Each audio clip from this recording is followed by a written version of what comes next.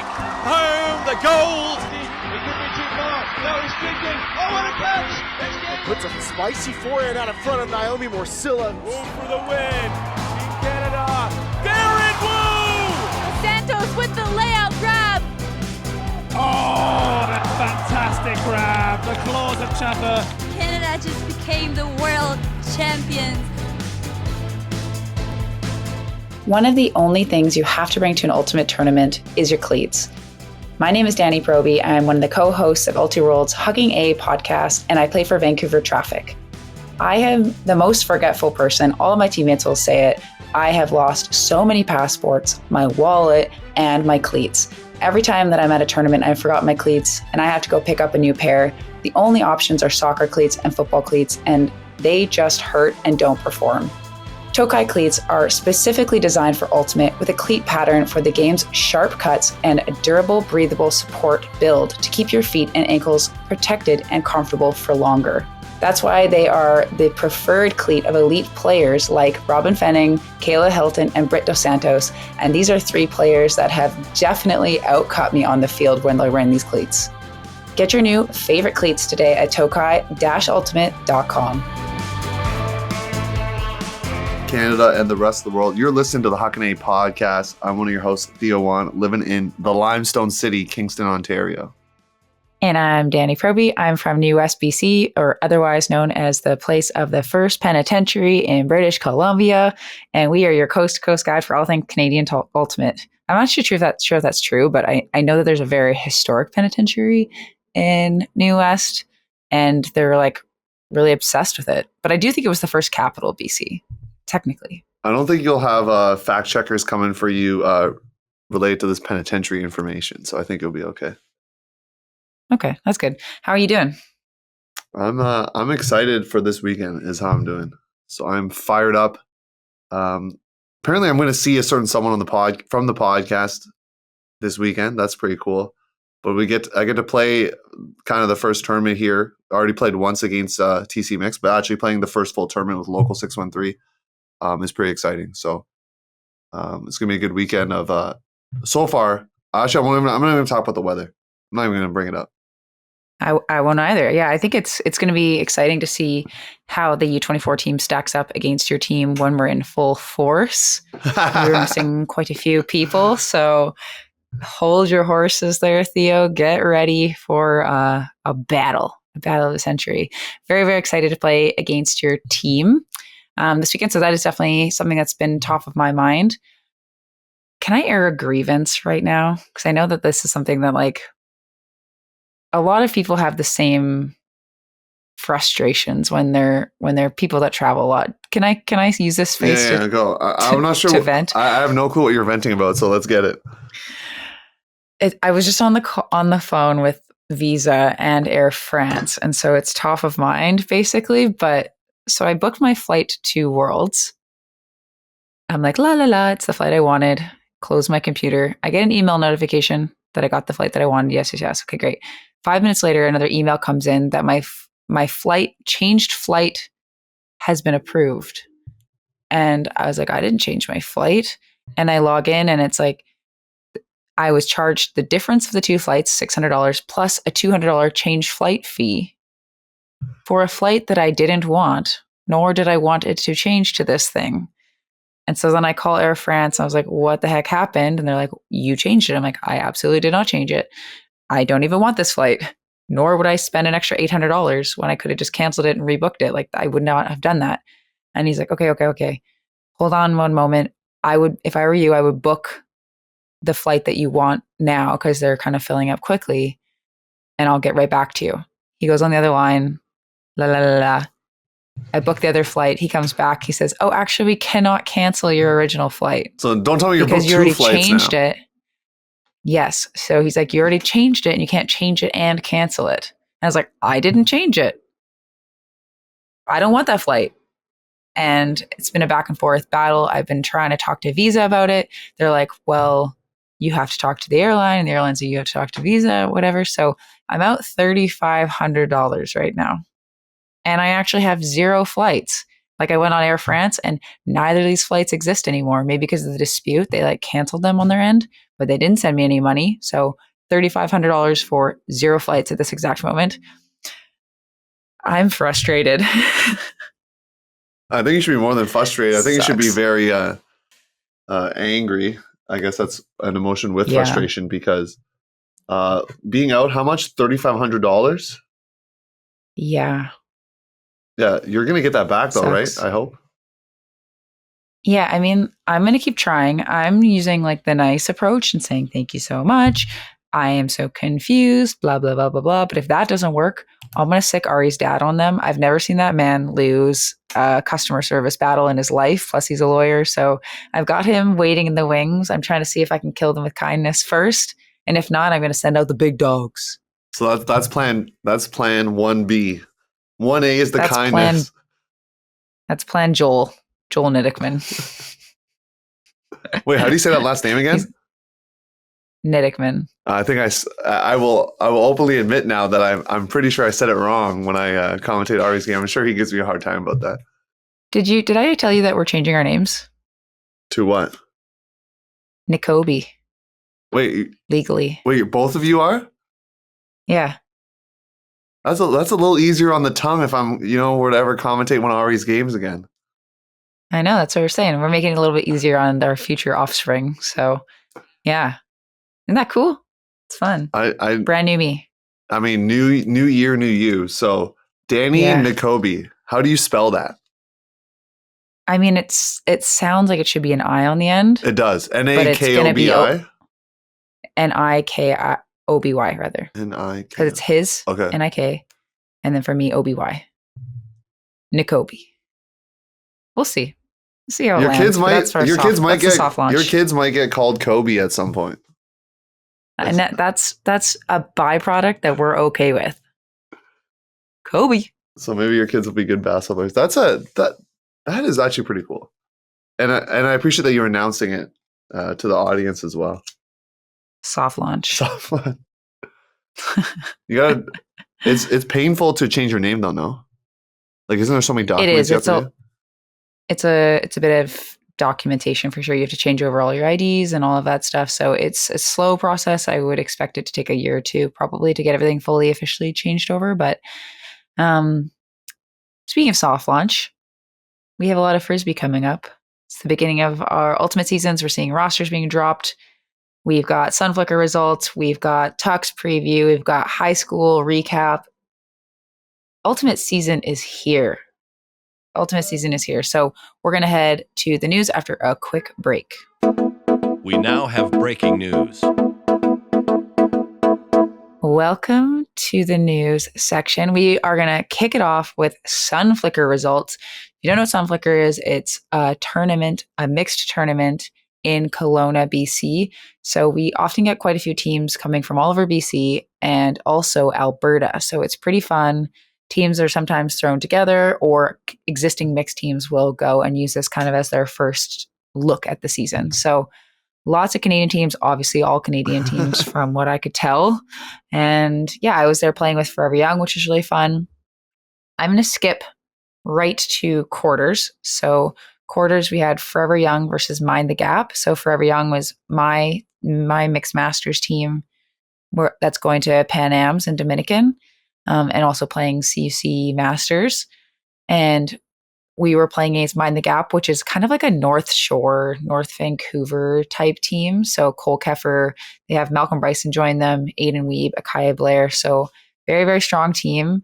It's a tough team to face first thing in the morning. We tried doing person defense on their guys and a zone defense on their women, and it actually worked. We were actually winning in this game right until the very end, and then they just squeaked it out. So they got to move on to semis. We have Steezus versus Parched. That game was actually won by 1 point on Universe. And Steezus is like Jackie Howe, Ben Burrell, Jay Ty from Traffic, Harry Holst, Catherine Ortega. That team should kind of, in theory, on paper, roll through people. But a Universe game in quarters, they were playing against Parched, which is a team from like the Kamloops region, David Stelk and Amanda Shepard leading that squad. All right. other quarterfinal, we had Nomo versus Stahl 9.75. Oh gosh, what a name. Or 9 3/4. Yeah. 9 3/4.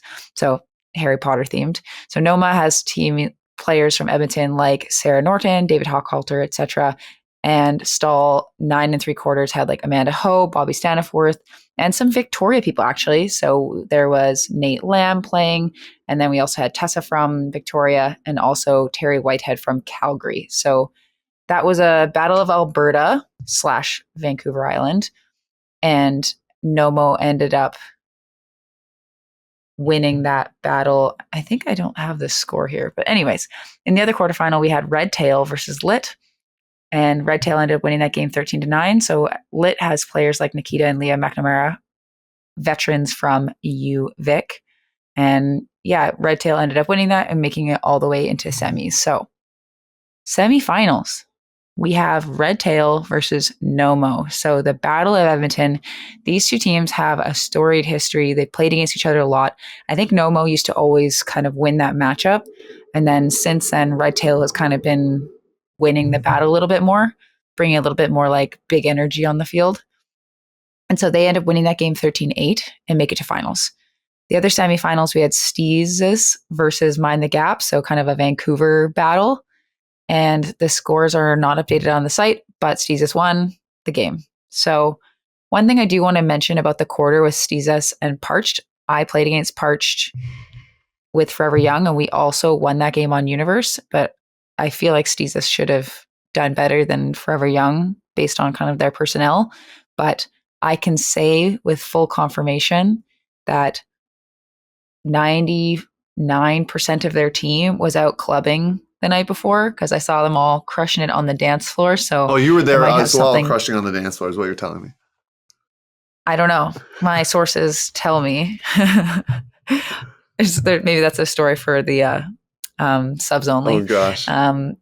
But so maybe that had something to do with it. They kind of woke up and then they ended up playing a lot better. So yeah, Steezes mind the gap. Steezes won. So our final was now Steezes, so kind of Vancouver All-Star team versus Red Tail, this Edmonton team.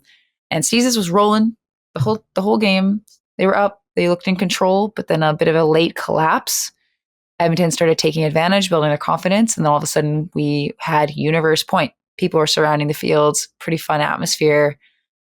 Red Tail ended up actually getting Steezes to turn it. They couldn't convert. It was a huge layout by one of their female matching players in the end zone, just bounced out of their hand. It was definitely too spicy of a throw, but it was open. So it was that close for them winning it against them. And then I believe there might have been one more turn either way, and Steezes ended up punching it in. So Steezes ends up winning. It's their second year in a row. Good tournament. I heard there was an observer clinic as well, because I know some people that were doing it. Oh, yeah. So it was so funny. At first, I thought they were just like a team that was in observer costumes. That does happen. Oh, I know. And so I was like, oh, there's observers here. I was very surprised. Were there observers in the final? Yeah. Yeah. I mean, it's good training. It kind of makes sense because CUC being in BC, you want to get some observers there. A result I wanted to talk about as well in pre-quarters is you have your other Vancouver mixed teams playing. Fable drops in pre-quarters, and so does TT here. Is that like, are we calling that upset? Like Lit, I'm pretty sure, well, I actually know for a fact, TT did better because they finished tied for bronze at Nationals last year. So Lit getting the W, 12-11. So Calgary's finest. You got to be excited about that. Yeah, we played against Lit as well. So now our Masters team, like Forever Young is a Masters team to TT, and there's like a lot of players that play for both teams. And like I'm feeling pretty confident that Forever Young could beat TT right now. Just saying, if you're on TT, come at me. Oh gosh. So yeah, if you're on TT, not the result you want to start, but hey, it's not how you start, it's how you finish at Nationals. So you got more season to come for you. Any other final thoughts here before we move on to some more news, and news that's from your neck of the woods? No, it was fun. Thanks to everyone that was there. It was kind of funny because I don't spend much time outside of like Vancouver or the States. And so seeing people from other teams reminded me that I am very invested in the Ultimate community, and people might know who I am now, even if I don't know who they are. Did that happen? And so that kind of, it came up a few times. over the weekend. And shout out to one of my teammates because she's newer to the club scene, I guess. And I showed up to the final closed trial for Forever Young, just like randomly. I was like, oh, I'll just check it out or whatever. And she goes, oh, that girl's pretty good. And then this other person's like, do you know who that person is? Like, she's pretty invested in the community, just like with coaching and stuff. It was pretty cute. I also had like the best car ride ever with my crew. I forgot about that with like new teams. I've been on traffic for a bit and playing with kind of a similar people, but literally like talked about our inner child wounds, love, life, laughter. It was the best car ride of my life. It was amazing. So I'm a big fan of this Forever Young team. They're awesome. So for that reason, we'll beat TT. TT's going to come at us in the comments, which we want.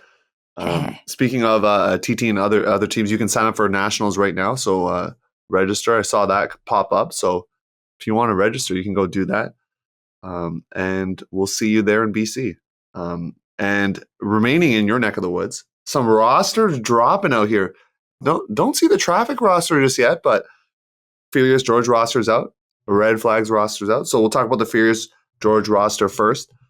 I think you might know a couple people on the team. But thoughts of the roster? Ari's a captain this year, correct? He is a captain. That's exciting. Putting his organizational talents to work this season. And I know that their tryout process was tough because they have a lot of people that have been on the team for a long time, and they have a lot of people that want to come play for them. And so it was kind of a tough year decision making wise, and also just because of U24, there's a lot of different needs. And I think a lot of their tournaments are earlier in the season too, and they need to kind of qualify for a bid earlier than they normally do, because I think their other qualifying tournament is during CUCs. And so they needed to pick, they have a big roster is all I'm saying. A bigger roster than they can have for fall series. So you're saying some of them might end up not making the fall series roster? Correct. Or I think it's going to be like a tournament by tournament basis potentially who's rostered. Yeah, some rookie names in there. I mean, I have to give a shout out to someone who was on our podcast, and you captured a video of his speech as well. So obviously, as a rookie, he will not be doing speeches for Furious George, but you got the energy. So Nicholas Sanchez, really excited for him because I know I met him last year at Nationals when he played for Blackfish. So the pipeline does happen, folks, where people moving up. So that's good to see. We also have Ricky Tran making it as a rookie. He was playing for TT last year, and he was playing for TT this weekend at Sunflicker as well. So it's a big loss for their team, but a big gain for Furious. Popped off at tryouts, just like super athletic, extremely high ceiling. It's going to be exciting to see kind of where he grows. I think he seems to have the right mindset of being like a learner. And I think that within a couple of years, he's going to be dominating on that team. And then, of course, I got to give some love to Alberta. Landon, I believe it's Lavoie. Landon Lavoie, you got to be fired up. He's on the team now. I had a chance to commentate his game last year with AFC. Now he's on Furious, so pretty cool for him. Bringing some of that Alberta flavor over there. Yeah, I don't really know how those things work, whether he's allowed to practice the AFC still or kind of what's going on. And whether that was like a mutual agreement. Would love to know more. Give us the dirty details. The one I want to know the details of is Jacob Brissett. When I saw the roster, that's actually the name that stood out to me the most. I think he's going to be a big time center, like O-line handler piece on the U24 Open team. Has done really well for Montreal, both in club and AUDL. And so is he going to be traveling? What's he going to do? Because a couple other Montreal people made it on the general strike roster. So there's a Montreal to like the West Coast exodus happening a little bit.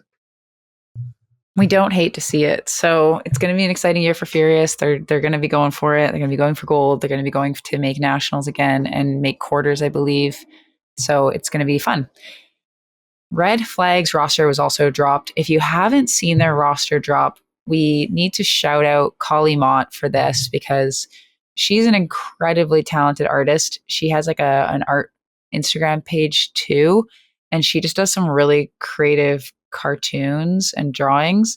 And so their roster drop is just awesome. Every single person kind of has their own character based on their their type and like who they are. Based on their personalities, it looks like. Based on the personality, like it's really good. So some notable so many notable additions, but some interesting ones. Samson Hoy and Braden G moving over from Furious.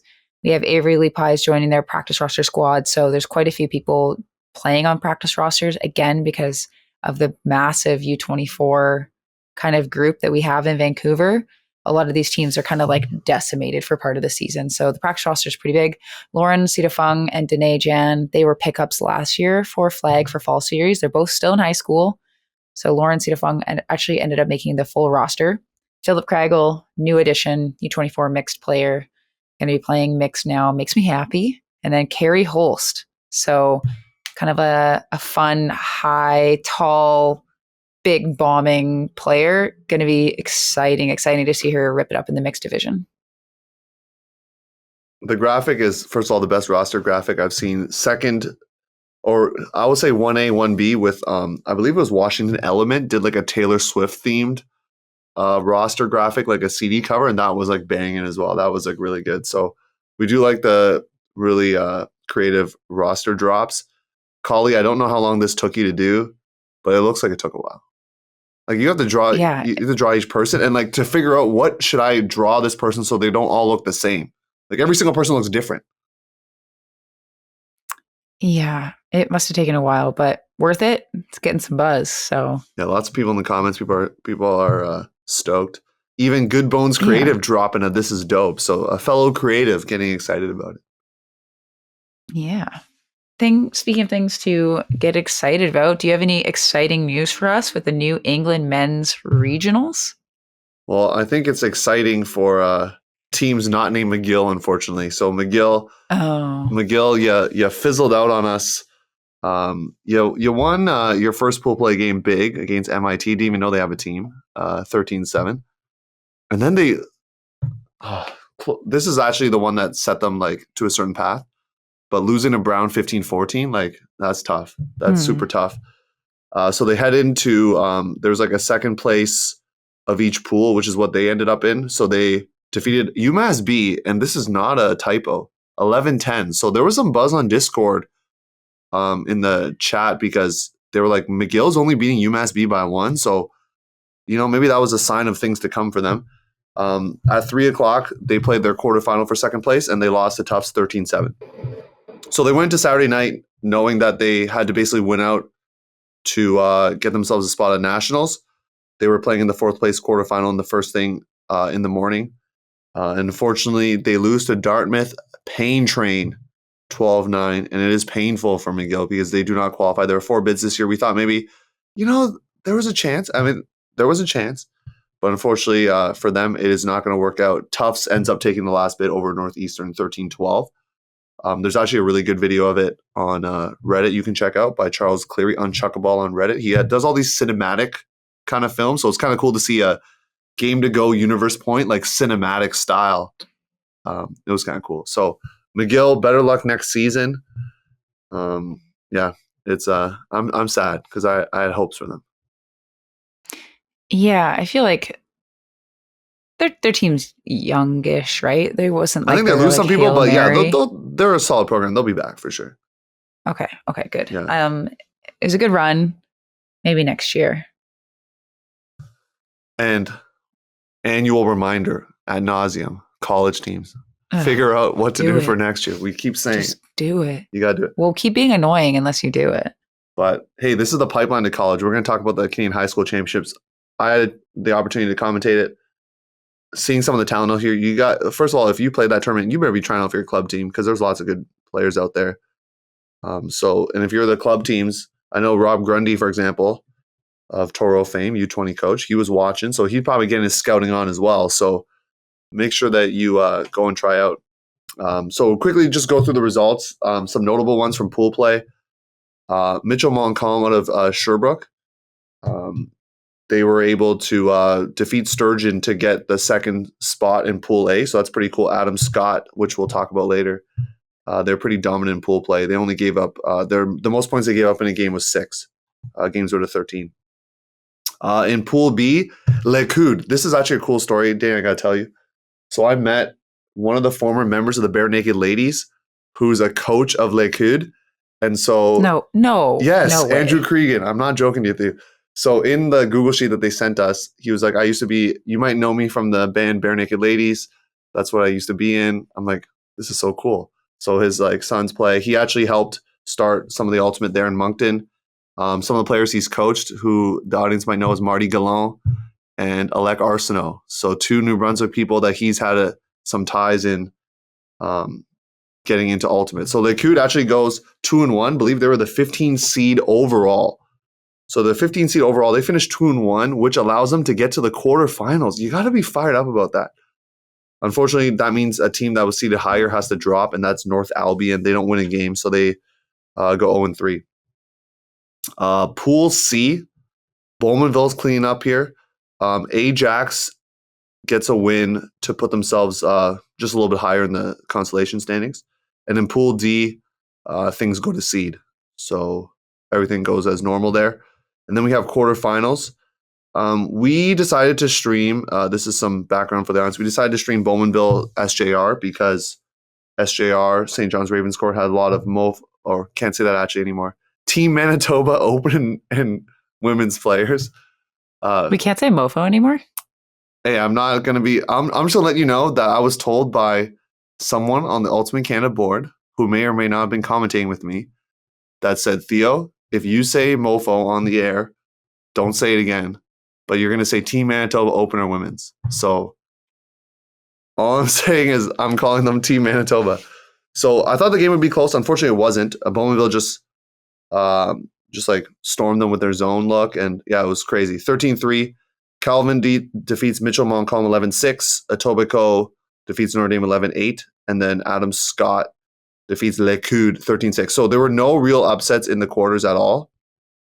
It was kind of over to seed. And then Bowmanville defeats Kelvin, the Kelvin Clippers. You know, a team that I said was probably going to be in the final. Did not make it to the final. Bowmanville takes it. And then in the stream game, Adam Scott defeats Etobicoke. I believe there was a late break to win it. And it was a pretty exciting game. Something that I want to note is I don't know what it's like in league play in Vancouver, but I mean, this is national, so maybe a bit different. But there were players like playing every point.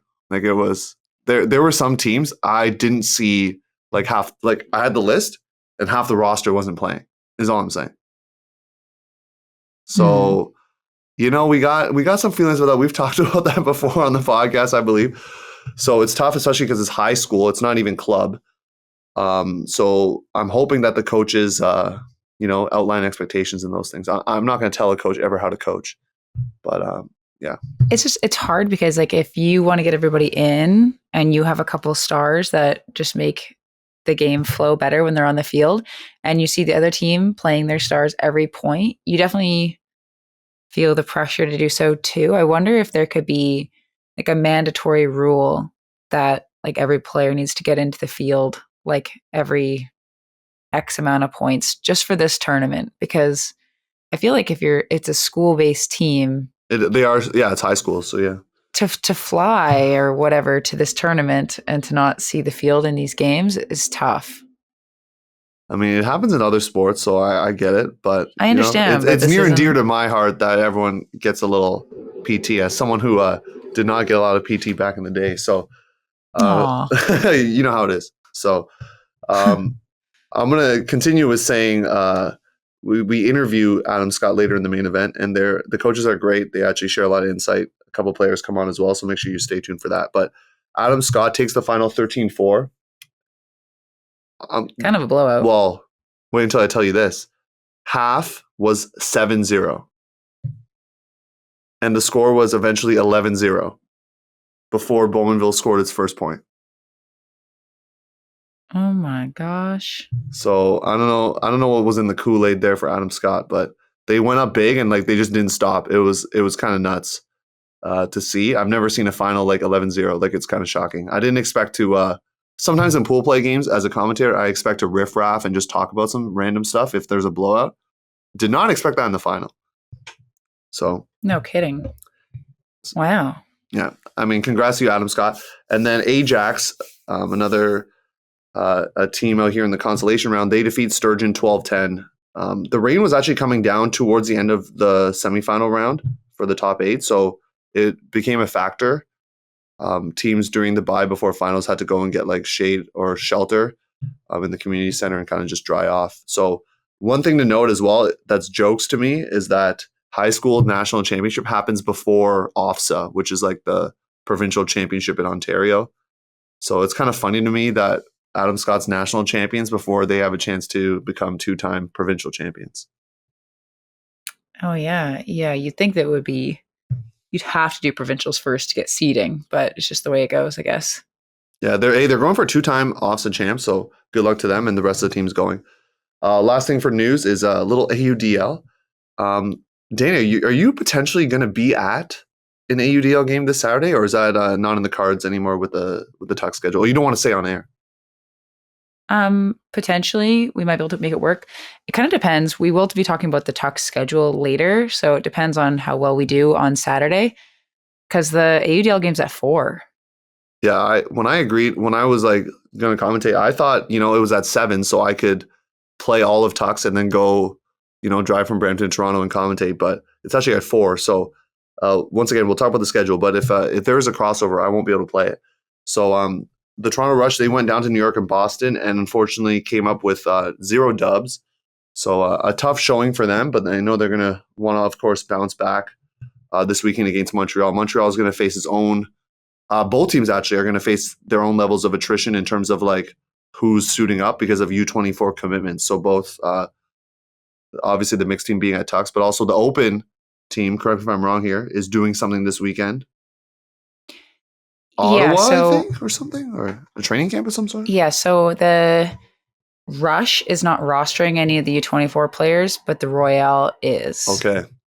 And I've been working closely with those coaches to kind of make sure that the volume, everything is good. Like I do have more male matching players on my mixed team in general than female matching. And so depending upon how the day went, if we only had the 3 games, I was happy enough for them to go have that experience and us to be able to cheer them on and just like play them a little bit less in one of the games. It's all good. I think if this were our only tournament, I would have made a different decision.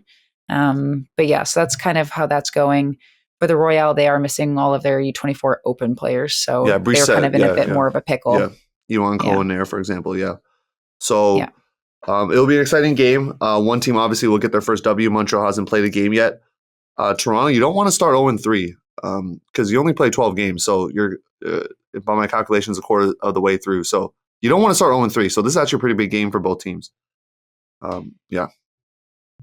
One final thing I want to say before we head to the main event is that Madison Ong's Callahan video just dropped today. And by today, when you hear this, maybe it was yesterday or the day before, but it's great. So I know sometimes when you see Callahan videos, the players that are more like the deep strikers, the ones that like sky and have big scoring layouts and those kinds of things can usually end up tipping the scales in these Callahan videos.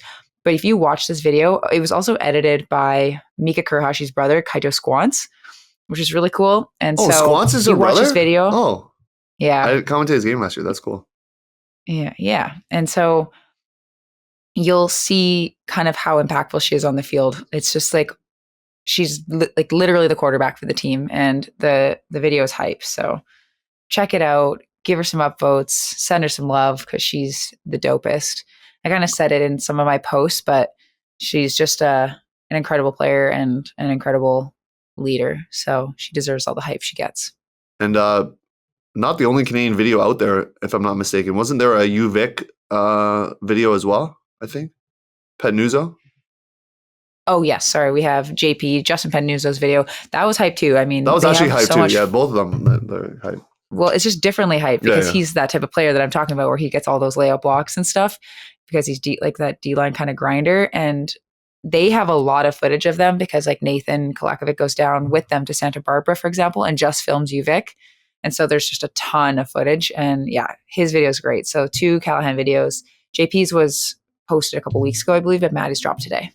Yeah, it's always funny when I see Callahan videos because you see the difference in what teams get coverage. Because like smaller teams, you just see like cell phone, like blurry, like I think that's a layout block. But if you're filmed by Ultiworld, you'll see those clips on, which helps Callahan videos can win the award because Jocelyn Nguyen a few years ago, you probably remember this, like from Cal, she won, and many people didn't expect that. And I think it's because of how edited the video was and like how well it was. That's how she won.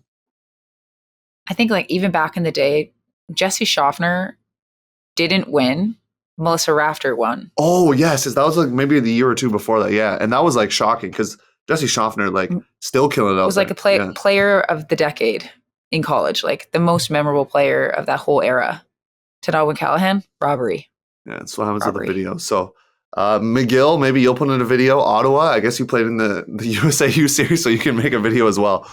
So with that, we're gonna drop off the news. We have the first of two main events. So first, you're gonna hear an interview with Adam Scott, a couple coaches, a couple players, and you'll hear about how they got their program up and running and what led to their success. And then the second main event is going to be TUX Preview.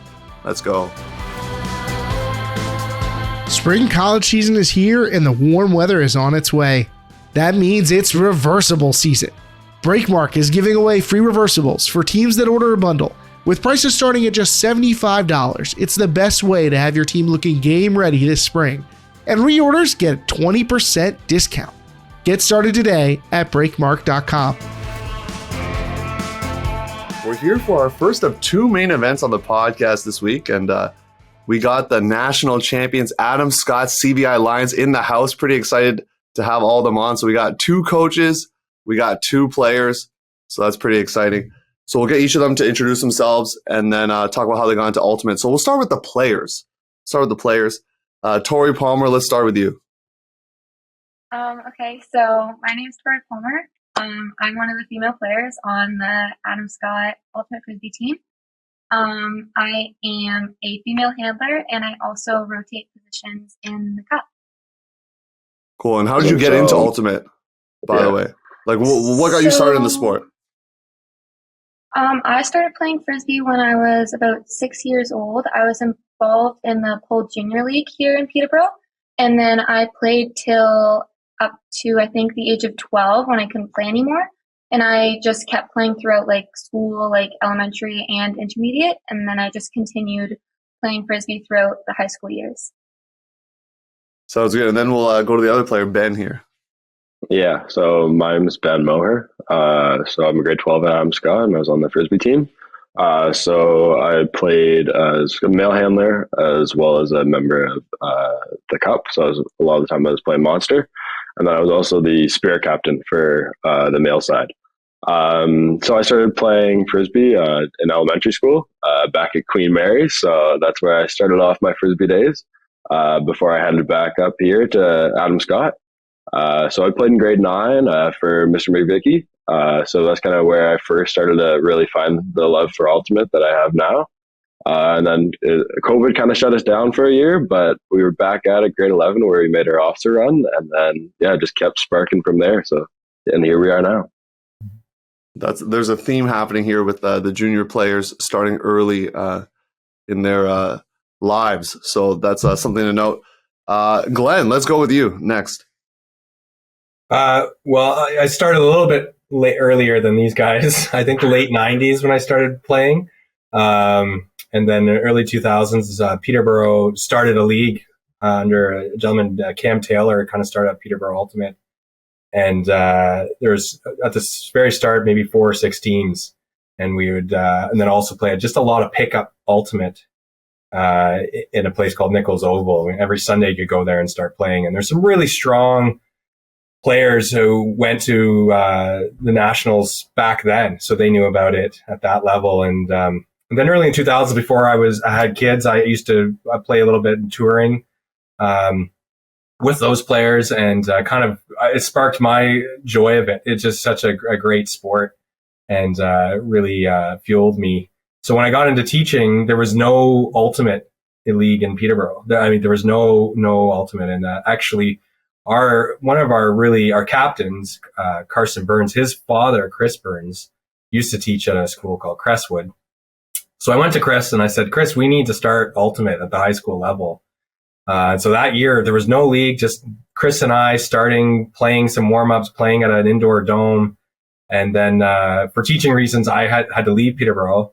And I came back and I joined Adam Scott, and Mark was away on parental leave. And he said, Glenn, there's not a likely chance. There's this off chance that they might run OFSA in the 2019. I'm out. Do you think you could, if it runs, could you do it? And I said, yes. And then sure, it started to go, it went. And, to my wife's dismay, Ben was a part of that original crew. There's only 3 from that crew. And, there was only 17 kids, and there was a very few that came out for that fall league because of different sports. And it really, but the group that came out just had a passion for it. And we went to OFSA, and we won CASA, and we went to OFSA, and we played Bowmanville on the second day, and it was a hard-fought game. We ended up losing, and so we came 6th that year, and then COVID hit. But when it opened up again, Mr. Mann and I, Mark and I, we said, okay, let's get this thing going again. And we weren't sure what we were going to have. And that first day, we came around the corner, and we thought, well, we were in the rebuilding section, and we came around the corner, and there were 70 people and athletes and hungry. And we just said, okay, here we go. We got something to build here. So it was pretty exciting. Yeah, that was last year, right? And then we just kind of kept winning locally, and the players kept getting better, and we made it through, won CASA, went into OFSA, not really having any expectation except to improve and to do our best. And we ended up with good seating there and got to kind of work our way through, and went 6-0 at OFSA and came out champs. The players just higher level competition with every game. And by the time we got to the semifinals against Etobicoke, like it was there on the weekend, we had a really hard fought battle with them for semifinals at OFSA last year, and squeaked by. And actually, thanks to Tori in particular, a big pivotal moment in that game with a big D block, we managed to make it into the OFSA final and came out on top there. So yeah, that was good. Yeah, and Mark, I appreciate the history. So now we're going to get into your. We'll do a quick intro for you and your history into Ultimate as well. Sure. Yeah. I played a little bit of pickup back like in the late 90s in University of Waterloo. There were just people playing and getting together in a park and throwing it around, and no one really knew rules or strategy. We just had fun doing it. And then when I moved back to the Peterborough area, 2005 or so, maybe 2006, 2007, I joined Peterborough Ultimate League, just sort of threw my name in and said, hey, I'm looking to join a team. And I just got on a fairly recreational level team that was very athletic, but didn't know the sport very well. So we did great that first year. And then the level of competition, the level of knowledge of the game improved around us, and we couldn't get by on athleticism alone for a while. So then I played with them for a few years, and then bounced around a few different teams, and was fortunate enough to play with some really experienced players and could learn from them. And then when I came to Adam Scott in 2010, there was an announcement saying, hey, anyone who wants to play Ultimate, start a team going this year, meet in the foyer. And I went, I've been playing a little bit. I wonder who's running this. I don't really know the staff very well. I went down, and it was some of the elementary teachers from our intermediate school who had fired these kids up in elementary, and they didn't have anyone for high school. And I kind of just said, hey, want me to help out a little bit? And they're like, oh yeah, you go with it, because they were busy with the intermediate school. So I kind of took over things. And then from then, I guess it's been sort of 13-ish years, plus or minus COVID and parental leave.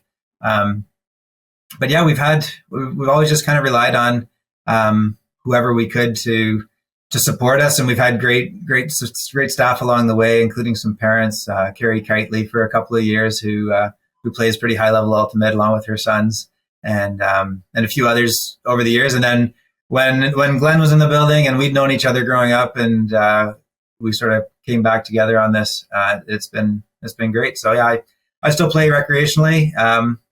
Never did the touring scene or anything, but I've been able to be around people who've done that and learn from them. So it's been a good run so far. Yeah, appreciate you sharing that. And you already talked a little bit about how your program has started and been built.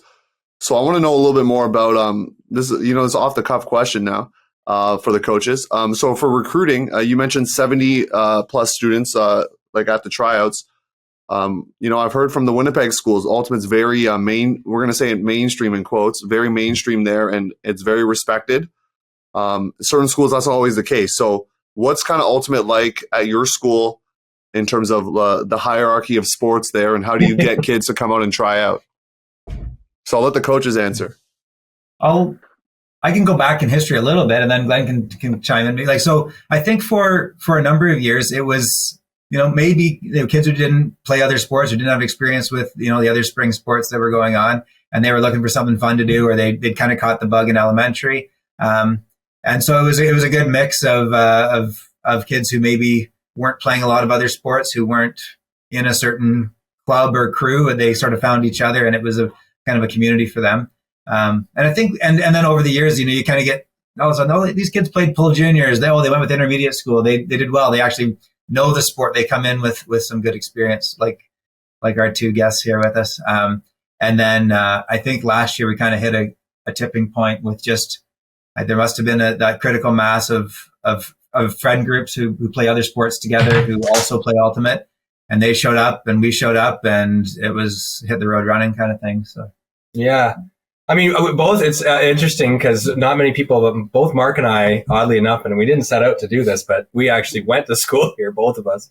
And there's a few other teachers. And I think you would find Peterborough is traditionally a hockey town. It's a football town. It's rugby town. It's a rugby town. We played rugby together in high school. And so, it's a good question about the hierarchy, because those sports who have a longer history have a real tradition. I mean, they have a teaching staff that's committed to those sports, who go about it, 5 nights a week. And so we're just establishing ourselves. And I think we really kind of come onto the scene and said, hey, this is a great sport. It's a co-ed sport. It's a really inclusive sport. Is really how we really try and frame it. We have 3 teams this year. We probably could have fielded 4. And I think that we really love to set the tone of, you can come and do Frisbee. You can still work. You can, have that, you can play in a band or do those other things, but let's make room for all those different levels. Let's be an inclusive, big arm, big tent. And not that those other sports don't, but we really, it's appealing to a group of individuals. And really, who really did set the tone was people like Ben and Tori. They did the work. Like, they brought the students in. That was their group of students. And Mark and I were just lucky to be the 2 coaches in the room, that the students did the work to kind of did the recruiting and decided this was the sport. And we've reaped the benefits, really. So I'm glad we got star recruiters on the podcast here. That's good. So for the players now, can you tell us, for those who don't follow the high school scene out here, so tell us how your season started and how your team got ready for this national championship event. Yeah, for sure. So I think it started coming out of COVID for sure. It started last year, I'd almost say, where it was the switch from in 2019, I guess it was, where Ultimate also was in the fall. So that we hadn't had our in the fall, we have our male players often playing volleyball or football, and for females, they're often playing basketball. So we didn't have that cohort of athletes on the team. But then after COVID, we had the shift to Ultimate being in the spring. And now that we had the potential for all these athletes that were these multi-sport athletes now to kind of focus in on Ultimate. So that's where we got this great cohort of athletes to came together and make a big run. So it's where we saw a lot of success come. So coming out of our grade 11 year, so last year where we finished off first at OFSA, we're like, wow, we can make a run this year again. Let's see if we can go back to back at OFSA. And then from there, we heard about nationals, and it was like, some of the egos shot high, but we were right there with it, and we wanted to see what we could do. But it was pretty sweet. We saw, and then when we showed up for nationals, and we heard we were the 1 seed, we're like, wow, we could win this thing. We don't know what talent, what the talent is outside of the province. We know what it's like in province, but in terms of what's in Manitoba or down in New Brunswick, Quebec, we have no clue. So I think we've practiced since last year and into this year. As soon as the weather's nice enough to where the field's dry enough where we can get out there, and it is hit the ground running. Yeah. So our whole team was basically composed of all grade 11s. Last year, we only had 1 grade 12 on the team. So originally our entire team this year is made up of grade 12. So we just brought the skill that we learned from last year into this year. And that really helped us win nationals because we already had the chemistry. Our team has been together for such a long time, growing up from elementary school to high school. And we've just all stayed in this big group. And sometimes teams don't have the chemistry that our team has, which just brought the championship so much better for our team in general.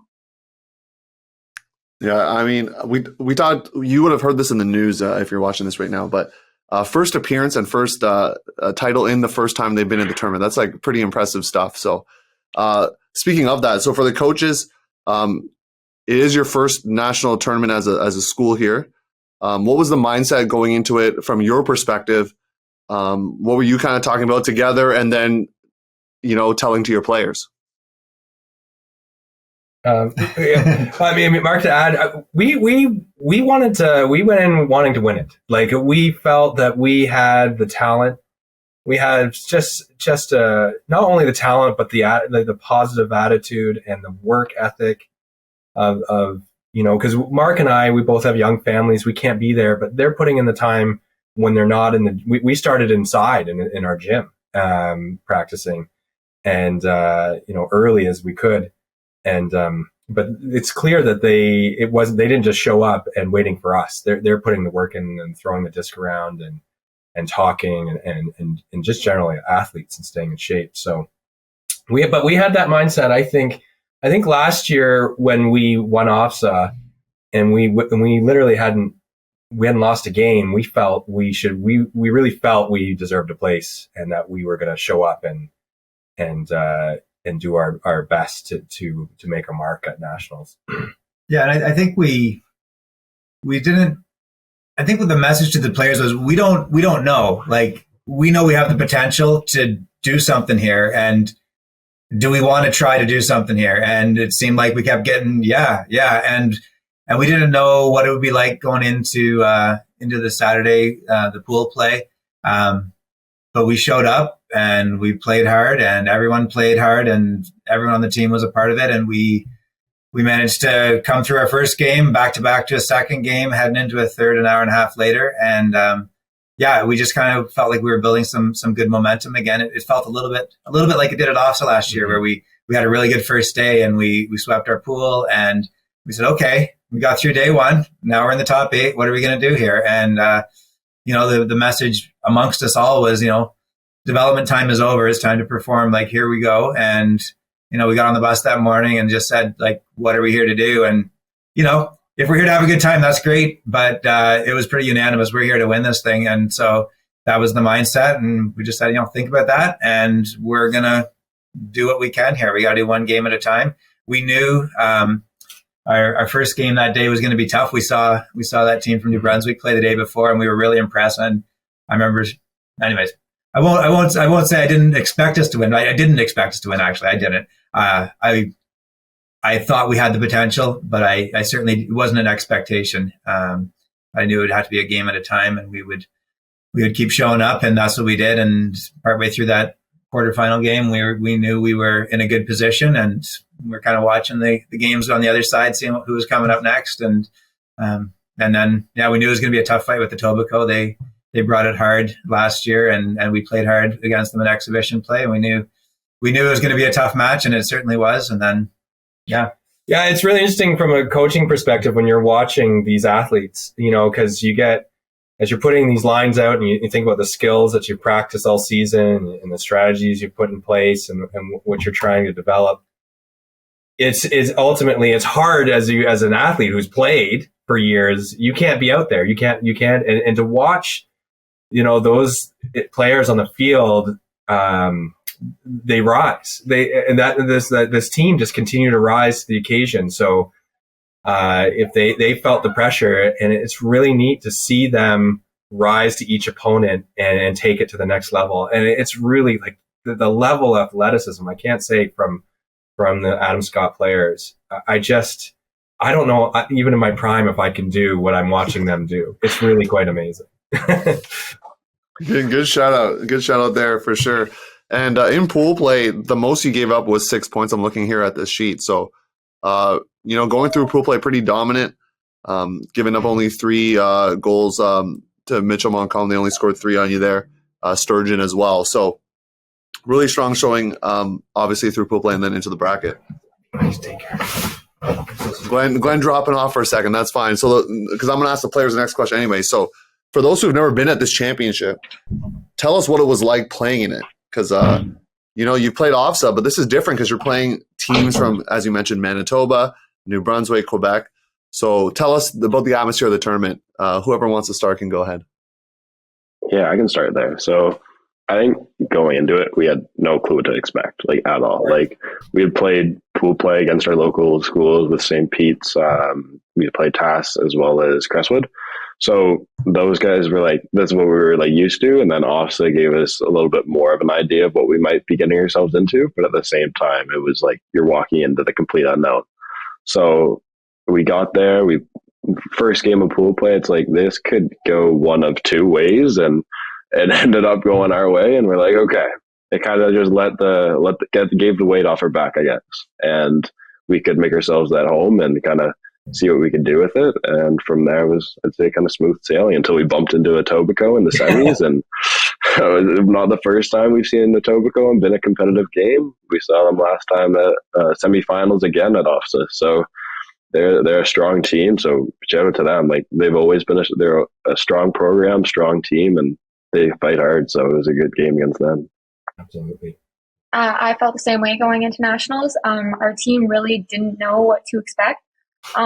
We played Bowmanville and Etobicoke earlier on in the expedition games, but we were all playing like equal lines, and it was a speed point, so you never really got the feel of what these teams were actually capable of.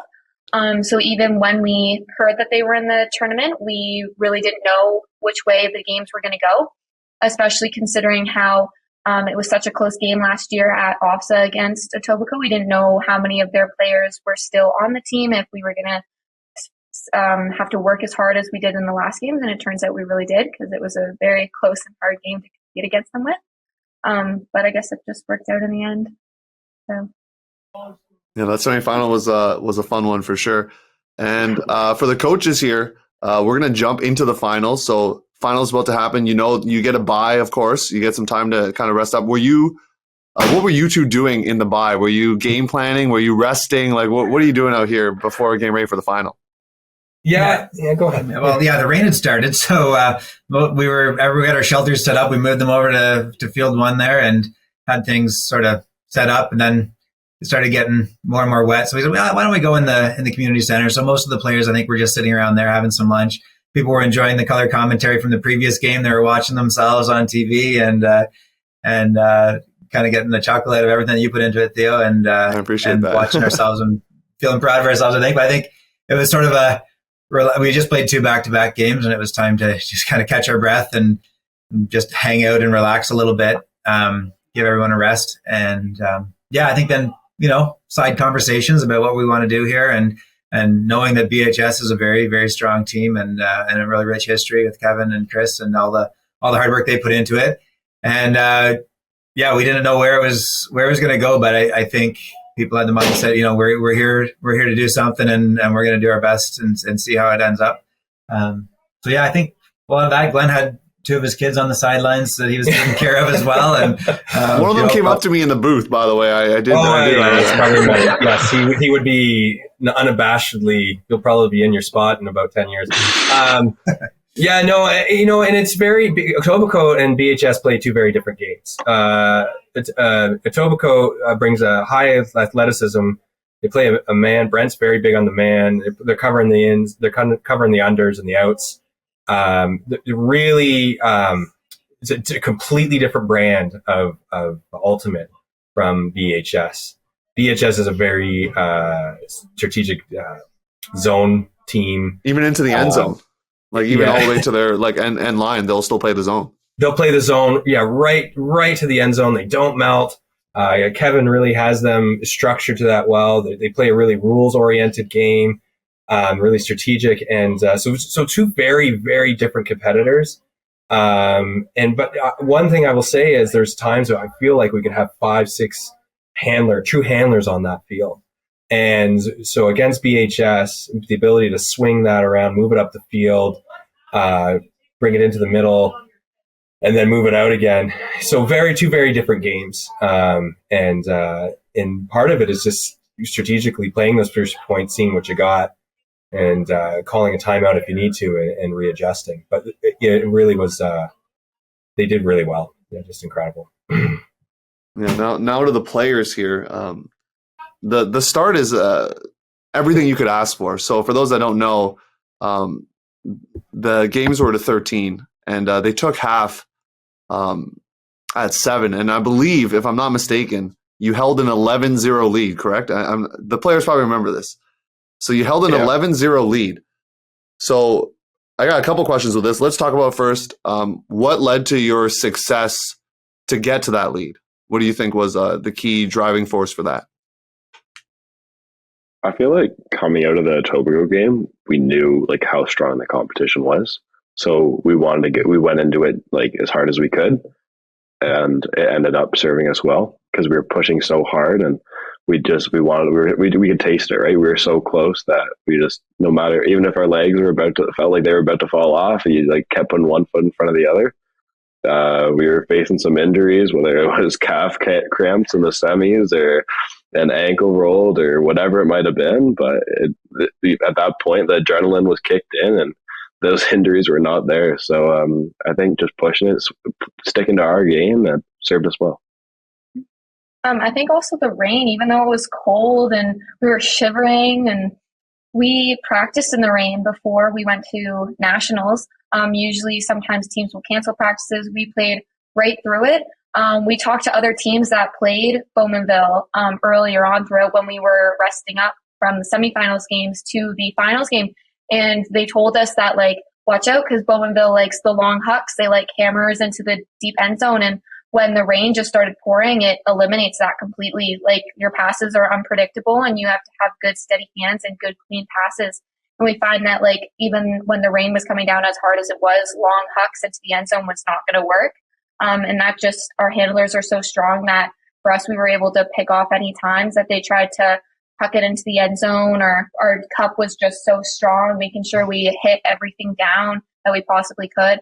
Our team just has amazing cardio that's able to move so quick from player to player, and especially us learning from over the past years how to work as a team really helped us in our final end for our game. So the final point happens, and you realize you've won. So players, tell us what were the first feelings you had upon the victory there? I feel like, at least for me, it was like, I don't even know if I realized what had just happened. Like, it hadn't set in yet. It's like we just won nationals, but it does, like, we just got a point like any other point. Like in league play, we just scored a point, right? Or at OFSA, we just scored a point. But this was the point that won us nationals. So it didn't set in at first. But then once you see everyone just storm the field, it's like, this is awesome. Like, that's where I feel like, at least for me, it set in. And it's like, yeah, it was really cool. I think our entire starting line was getting ready to, I think, pull again, and the bell rang or the ending of the game stopped, and we all just looked at each other and they're like, is that game? Like, we didn't even realize that the game was over. We were just playing through it, and we didn't realize time was already over. There was another game still happening on the other side, so we were just waiting, watching that to receive our medals, but our team just, once we saw them come our way and started celebrating, we were all like, oh my gosh, we just won nationals. We were all so ready to see what happened. So it was a cool experience. Coaches, sense of relief, or what was your feelings there? Like we said, the lead was Bowmanville did get a couple breaks in there and try to fight their way back a little bit, of course, and which was great to see, but you had the lead and you kept it to win. So, coaches, what were your feelings upon the victory there? Well, it's so funny because I think, Bowmanville's a strong program. They really are. They run a really strong program. They've run it. They have a long tradition there. And in 2019, it really, that feeling of being on the field when we lost them in the quarters. But that crew that was on there, they left it out in the line, and Ben was there. And so I think we really came just like, we want to prove that we are a program. We have skills development in Peterborough. We have something to prove, and that we're, even though we were just our first year entering into it, we applied that year and didn't get in, and we felt like we belonged. So for me personally, it was an establishing, hey, this is a strong program. It's going to be a strong program for years to come. This is a really special group of athletes, and hopefully it's starting a tradition here of having a really strong ultimate Frisbee program. Scott. And now, what was the question? You won the title. Yeah. What are you thinking about, or how are you feeling? Yeah, like I was watching the score, and just to correct, it was the score cap, the 13, that got us there. We weren't quite at the time yet. And I was standing across the field. I can see the scoreboard, and I know where we're at. And at that point, I mean, there's a little bit in the back of your mind that, okay, it's mathematically possible that something different could happen here, but we're ahead by a lot, and they've scored a few points, but it's just a matter of time until we get our final one. And not, at a certain point in the game, of course, not early on. This is in the final, a little bit of the game. And I know Tori took a couple of really hard hits in that game, and she and also in Etobicoke. But anyways, there was some stuff to straighten out, but the time was going on, and it was near the end, and I knew that point was going to be game, and it was almost anticlimactic in a little bit of a way, because like we're just waiting, like, hey, just get another one, and Bowmanville got a couple more, and everybody knew we were knocking, and point was there. I knew it. I ran across the field and congratulated them, and as they were kind of realizing what was going on, and then the storm arrived of people coming in, and the rain was coming, and everyone's jumping around, and Bryn Millett's there, our only grade 10 girl on the team, who had scored 7 of those 13 points. Yeah, she killed it, by the way. Like, she just grinned. I noted on the broadcast, but she was going nuts there. So I said to her, hey, how many of those points did you score? And she 6, and she's a really, really modest academic girl, and she was counting them, but she wasn't bragging about anything. It was kind of a sheepish 6, and someone else goes, I think you scored 7, actually. You just scored that winning point. And she, I guess it was 7. So I was so proud of her, and her and her brother Cole playing together on the team was pretty special. And they practice together on the sidelines, and they're encouraging each other, and Cole's showing her little tips and tricks, and she's just soaking it in, and all the senior players just loved having her there, even if she was maybe sliding into some of their spots as a really outstanding player. She was very welcome on the team, so that was great. You look around, all those athletes the last 2 years, they've just been such a crew, working together, pushing each other at every practice, at every game. Obviously in that final, there was a certain crew that played, but I mean, it just really was a team win. Like, every single player contributed to that win along the way. And it was just so great to look around and see that group win. It was just so great. Yeah, Carson just forwarded me a photo this morning with the medals around. I just zoomed in and I scanned across every single face, and without exception, the biggest grin on everyone's face, and that's a photo that's going to be framed. And just the excitement, energy of that. It of course, winning feels a lot better than anything else on the field. So it felt good.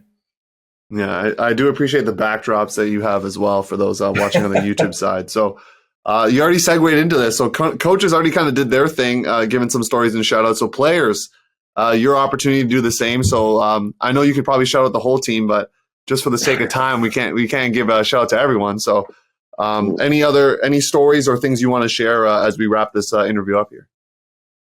Yeah, I think one thing is just like, we have so many players on our team that are such strong Frisbee players, as well as just athletes in general. I think whether it's practice or in games, just the ability to put anyone in at any given time just pushes you to like play that much better, because like you're fighting for the time, you want to be on the field, and the people that are on the sideline could just as well be on the field as you could. So I think it's just that pushes you that much further.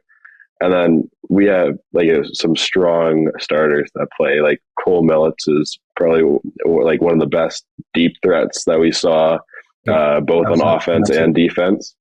Carson Burns and Ava Johnson, two of like the best handlers. Like Ava just holds her own out there no matter what's going on. Same thing with Carson, kind of dynamic duo for our handlers. And then Parker Miller, the guy that can run forever. So it's the calf cramps got him, but after that he got taped up and he was right back at it. So it's good to see everyone played a role. And same thing like we talked about earlier, Bryn Millets just came in as the grade 10, but didn't let her younger age stop her. So yeah, it was pretty awesome. Anything to add there, Tori? Like all the starters basically, and the people on the sidelines. I think it's like just a connection that we're going to have throughout the entire rest of the time here at Adam Scott. Like, even though Bryn was a grade 10, she still felt like family. And just being who we are, the group of people that we are all together, we want to leave Adam Scott with like a big bang. And I think hopefully OFSA back-to-back champions and national winners will set some great memories for Adam Scott here and just let us go out with a bang. So pretty excited.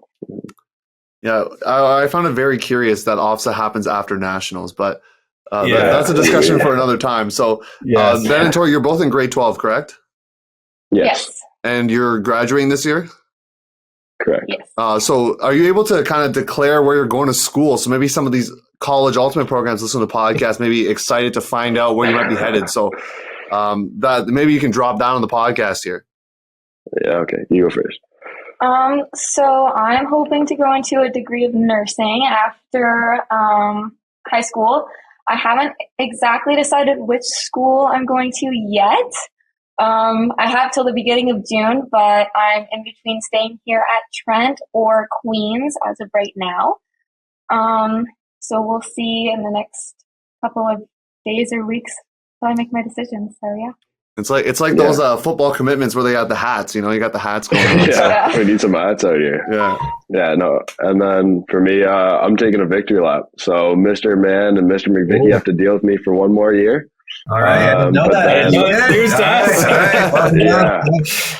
So I'll be back here, and then after that, I'm hoping to go into career teaching. So I've done some tours at a couple of universities. So I'm liking Nipissing right now is one that's been standing out to me. So, but yeah, who knows? We'll see what the future holds. So hey, the coaches didn't even know this. So you get one of your big time players back for another run. That's kind of fun, right? It is. Yeah, that's definitely. News. And we were just talking like, so who else is in grade 11? Who have the 10s coming up? On one hand, I think that we can count them. But some very strong players. Yeah. And Ava Johnson, our star female handler, we get her for another one, it looks like, unless she's skipping a grade, but I don't think so. Well, and Darcy Chung, and there's a few others. Connor Holleran's coming back, Opal Brennan, and then a big strong crew of grade 9s and 10s coming up and dominating in our local junior scene here. So for junior high school. So we're excited. Yeah, they've been. My nephew actually is in grade 10, and I could just see like they're playing and. They're watching the senior varsity team and they want to play. They want to be on that team. And fortunately, we have such the strong group, but I think with most of them graduating, a lot of them graduating, they're itching to come in and to prove that they've learned a lot in the last couple of years. And and just what a great community. We're really just so fortunate to have such a great community here in Peterborough with the Peterborough Ultimate community. A lot of Peterborough players, kids are on this team. Yeah, a lot of second generation Ultimate. So that I was talking about has begun, and I noticed it last year on the sidelines at OFSA. All these people that we play with and against are like, oh yeah, you're the parents of these kids, and they grew up on the sidelines watching their parents play, throwing the disc or getting out with Pole Juniors, and you can see how sports evolve over time, and it's exciting to see Ultimate coming into its own here on par with these other great sports and great programs and great levels of commitment that have been had in our area and across Canada. Yeah. And with your success, you might get more recruits because they're going to want to be part of that championship winning program. So you're going to have maybe even 4 or 5 teams next year. So thank you for coming on. The Adam Scott Lions, you're high school national champions here, and wishing you the best of luck at OFSA, going for that double as well. So thank you all for coming on the podcast today. Do truly appreciate taking time out of your school day, both the teachers and the students out here. So thanks again. Thank you. Thanks for having us. Thank you. Hey, this is Jocelyn Lee from the University of Toronto, your 2022 Huckin A D1 College Women's Offensive Player of the Year. And you're listening to the Huckin A podcast, your coast-to-coast guide for all things Canadian Ultimate. All right, everybody, welcome to your main event part 2.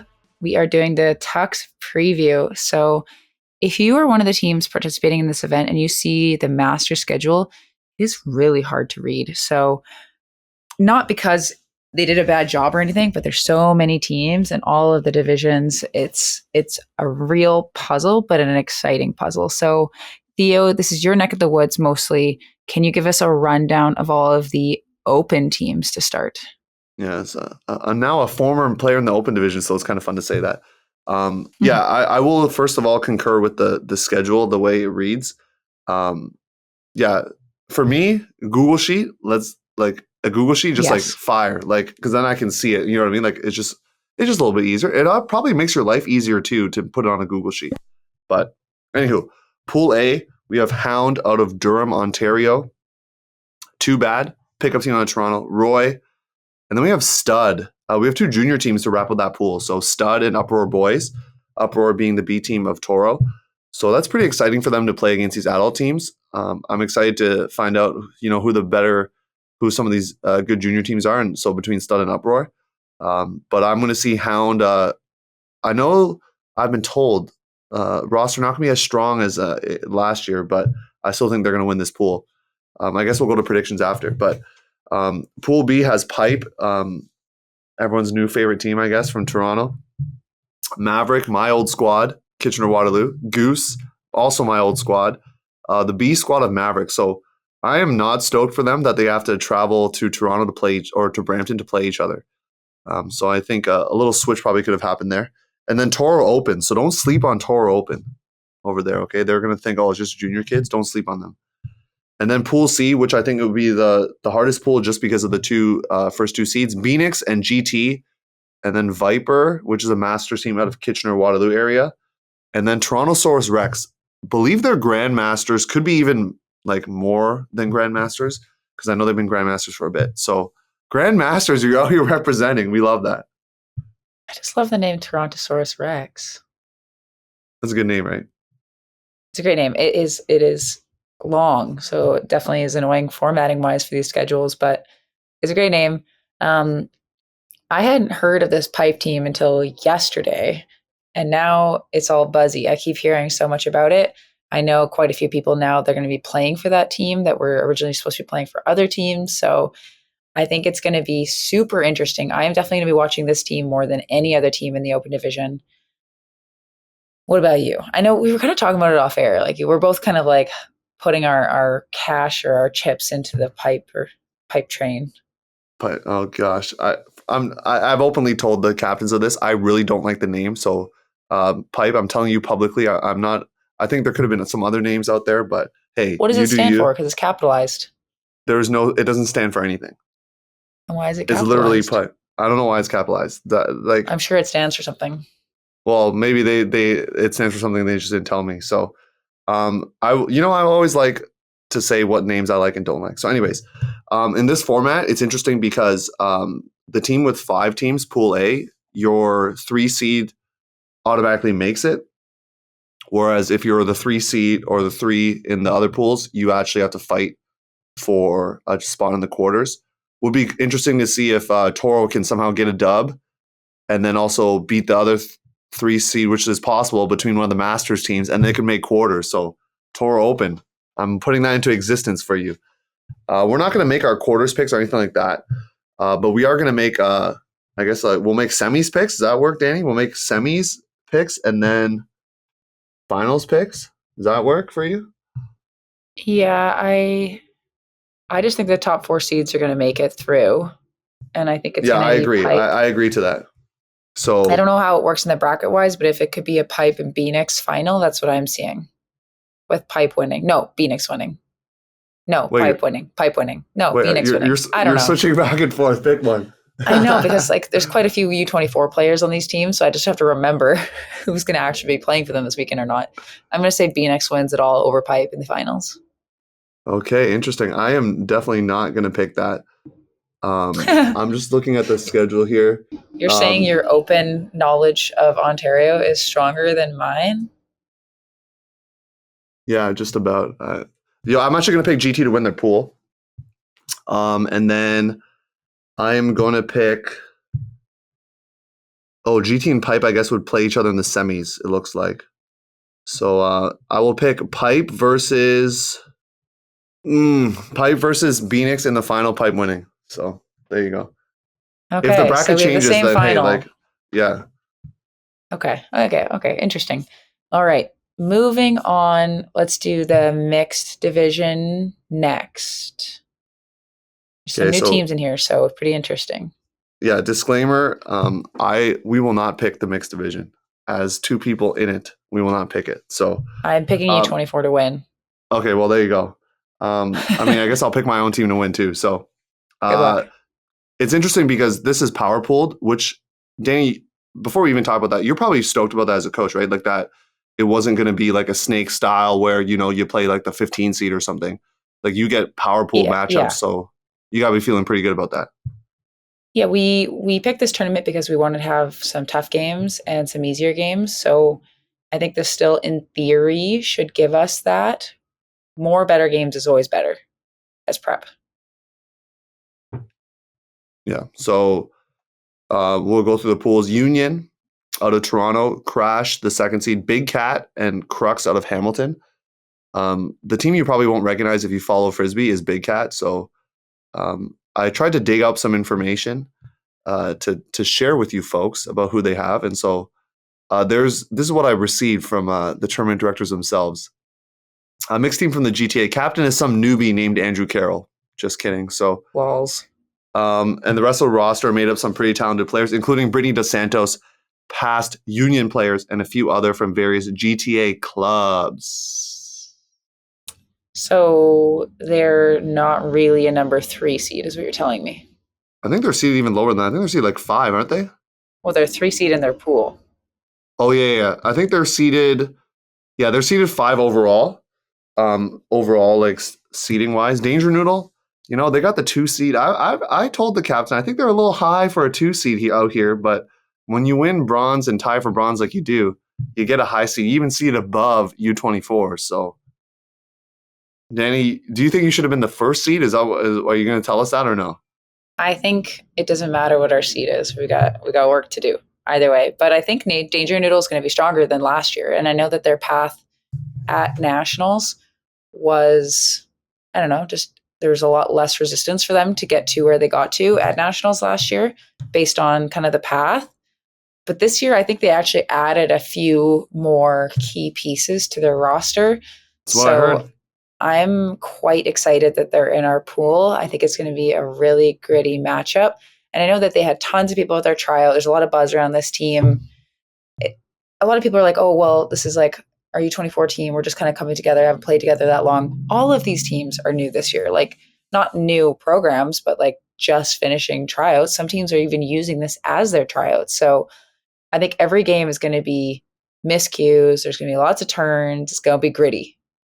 Yeah, with Union's roster, I don't know if it's set yet. I think they're still trying to work through some pieces. So I think they're a vulnerable 1 seed here out in the tournament and the pool. So I think that's all I'm going to say. So pool N, the pool with Danie and myself. This is actually really exciting. I remember last year I didn't want to have Danie watch me play, but this year I have no choice. So this is actually really exciting. I'm super stoked that it just worked out with the schedule that we could play, technically quote unquote play each other, and that I could make it based on my commentating commitment. So I'm just like through the roof, like excited. So Danger Noodles in this pool, U24 mixed, local 613 out of the Limestone City. And Notorious KWG, don't sleep on them. There are a lot of players that have played high-level Ultimate in the mixed division with Crash. So they're going to be pretty good too. I think it's going to be a tough pool in general. Which is perfect. So those are the 2 power pools, correct? And then pool O and P are the other pools? Yes. So King Bear, a new team. Kingston and Barrie formed a Masters team. They're going to be pretty good. They're going to have some people from local last year. Yeah. It's a good name. And they're going to have some ex-Force players as well. Local YGK, the second team out of Kingston. Zen, the second team out of Toronto. And then MMV, the third team out of Toronto. So they put the 2 teams in the same system again against each other. So enjoy that battle. And Pool P, the last mixed pool, Mixed Barrie. So that's a reformed Force team from Barrie, Ontario. Flow. Yeah, you see it in there. Flow Mixed Masters team pickup, I believe. Thunder, the second team out of the Crash system. And then Axiom, which is the second team for Crux. So if you're in the lower pools, don't fret because you still have a chance to win the whole thing, which sometimes some tournaments you can't have that. But basically, if you don't finish top 2 in your pool in the top, you actually have to play a crossover. So that's what you were saying earlier, Danie, about how your AUDL watching may depend on how you finish. Yeah, if you finish top 2, you get a bye. So we'd actually be done quite early in the day and could go watch. But if we don't come top 2, I think the top 2, like the bottom 2 of each of the power pools play against the top 2 of the bottom 2 power pools in the crossover, just to kind of shake things up. Because I think early in the season, as much as you can predict how good teams are going to be, it's pretty tough. And if I'm going to a tournament in like the bottom pool, I want to know that I have an opportunity for upward mobility, not that I'm like stuck in my class the whole time. Hey, you should sell it to every tournament director, exactly that quote, like upward mobility. And there's a chance here for those teams to move up. Obviously, if you finish last in your pool in the top, you'll end up facing the top seed of whichever pool you cross over with. So it is like tougher for you potentially because of the seeding. So wishing all the teams good luck. And then after that, it's traditional like bracket play with the top 8 ending a lot earlier as well.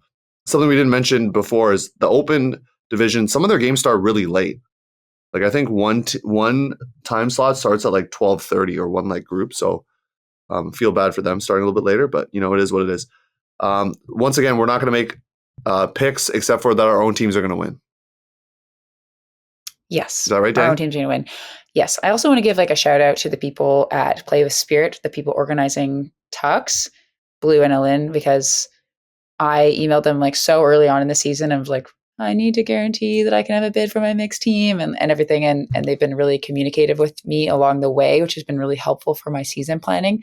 And also, I think that for this tournament, they're like a nine team tournament is really hard to organize. And what is it in the open division? It's also not even. Obviously, the mix is a bit easier. It's 13. It's 13 teams. Yeah. So a lot of work has kind of gone into organizing this. So shout out to them. And I mean, we can talk about the 9-team tournament now, which is the women's team. So if you would kindly introduce them to us. Yeah, Stella, the women's master team, they did really well at World Masters, right? I think they came second. Yep. Let's go. Yeah. So their roster dropped 2 today, Danie. What did you kind of got your eyes on the roster, right? That they put out today? Yeah, they are still led by Mel Dunbar. So household name in Frisbee. She is electric on the field. We have Allison Verney as well, captaining, as well as Kimberly Morin-Colombe. So I feel like even though they're a Masters team, the fact that this team has been having so much success and has been building chemistry over kind of years of playing together, I think they're definitely the team to beat in this tournament. These other teams are going to be good too, but they're going to be newer formed. They're not going to have all of that innate chemistry. So I would think that Stello is definitely the team to beat, and I would be surprised if anyone can even come close, to be honest. Ooh, spicy take. I like it. OLU, I've been told, is the Fox team that's out of or the Durham region area. Incognito, the second women's team, no roster dropped yet, so just want to know what kind of they're about. Seeding doesn't really matter for this because this is a full round robin, so it doesn't matter like where they're seated. I just find it curious that Queen Peas is seated above their kind of sister team in PPF, which is the adult team. So both of them out of Kitchener-Waterloo. Then we have North. We got to give some love to North because there was a team that played, I think you might have played them, Danie, last year with U20 at No Borders. Do you remember this? Cybernetics or something like that. I don't remember that name, no. but they're a North Bay women's team led by someone that some of you will probably know, Caitlin Lovat, otherwise known as Hoodie. So that's pretty cool that a North Bay team is coming out and playing this tournament, getting some female matching players over there, some experience. Lore, Toronto Women's Masters team, coached by Lynn this year, which is really cool. Toro girls, and then Night Fury, which is the junior team out of the Durham region. So you get a mix of, to our resident fact checker, regular adult teams, Masters teams, and junior teams in this division. It's gonna be fun. It's gonna be spicy. Well, I don't think it's gonna be that spicy. I think Stello's got it. And if any team can overcome Stello, great. I am very curious to see how Incognito is, and I don't know officially where players have gone. So I am kind of curious if their stars from last year still remain, or if they got picked up by Union, Sixers, or any of these other teams. So we'll probably find out in the next couple of days here what that team is going to look like. But they're usually going to be a fast, fun, aggressively, exciting team. So I think those are the types of teams that can make Masters teams be like, ugh, stop. But usually Masters teams can overcome the kind of I call it feral energy. You're just running all over the place and you have nothing but energy. Cutting with your head chopped off. Yeah. Not necessarily. I feel like Incognito is definitely many steps above cutting their head chopped off, but they will have that Energizer Bunny energy, and they'll be trying to run circles around Stello. So we'll see. Yeah, it's a fun matchup for them. They're both of Incognito's coaches, Carson and Jess, I believe, are back based on their social media. So that's really exciting to have continuity as well related to that. So for me personally, I like having a tournament where I know there's a bracket and stuff, but round robin's also kind of fun because for teams that kind of stare at and think about a bracket, you just got to play games and win. You just play and win. And you're guaranteed to not have to play the same team twice, which is nice. Yeah. So I guess we're both picking Stello to win. Well, even though there's no bracket, but Stello coming to win first. All their games. Okay. What's their closest game? How many what points? Name or points? I just don't know who else is on this OLU team. So I have to go with Incognito. Yeah, I'm going to do the same actually. And they're going to lose by 5. I think that's actually pretty good. I'm going to say Stello and Incognito as well, the top two. And Stello's game against Incognito is going to be 15. Yeah, we'll say 15-8. So it's 7. Okay. 15-8. Okay. If the games go up to 15, I didn't even check that part. I don't captain anymore, so I don't have to know this kind of stuff. So I don't even think it said in the captain's package. It says 75 minutes long. I don't think I saw. Is there a hard cap though? It's as soon as the horn goes, the point's over. It's indoor rules. I've never played with these rules before, but unless it's tied, obviously. Well. So it's interesting. So 75 minutes. That's the end of the game. There's no other caps, and I didn't even see a point cap. I assume it's 13. Okay, well, 75-minute games are pretty fast. It is good in early season to get more games in, so I do appreciate that. I'm just excited overall to see some of these teams obviously be at nationals here this early season. Disclaimer, I'm going to say this just for my own team too. Disclaimer, take the results with a grain of salt because it's early seasons. A lot of teams have barely practiced together. So just take the results, as just playing Frisbee, having fun. And also a lot of these teams have U24 players or maybe their main players that will be playing with them this weekend. So there's definitely going to be a lot of shifting and moving. Some people are still kind of in trial process. So it's a good first look, but it's not going to be anything close to what we're probably going to see by CUCs. No, that's going to wrap up the preview and our show. Thank you for tuning in. Follow us on socials. Make sure you do that. And subs only. Danie, you're going to talk about coaching or something, I think?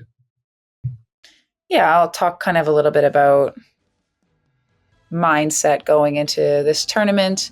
And I might even share a little bit of stories about Sunflicker Saturday evening. Maybe. I might. So thank you for tuning in. And Danie, I'm excited to see you this weekend. See you soon, my friend. And we'll see the rest of the audience next week. Bye.